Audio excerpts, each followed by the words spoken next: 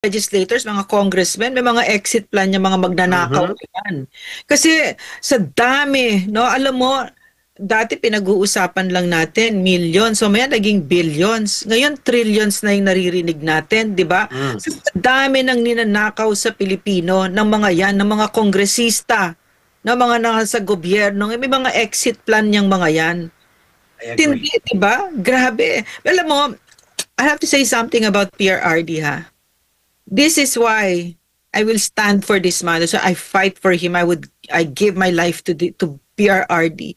Is because he will never leave the Philippines. Yeah. Siya ang because of Bongbong Marcos, because of Bangag, no.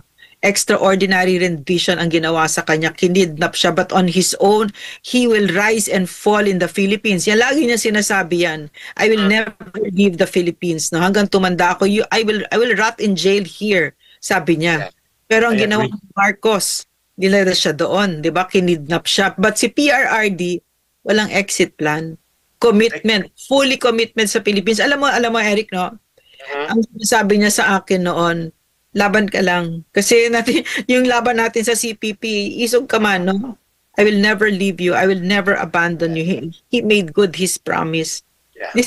He's an amazing man. He's an amazing man. At hindi PRRD. niya tayo tinalikuran, Ma'am Lorraine. No, Sa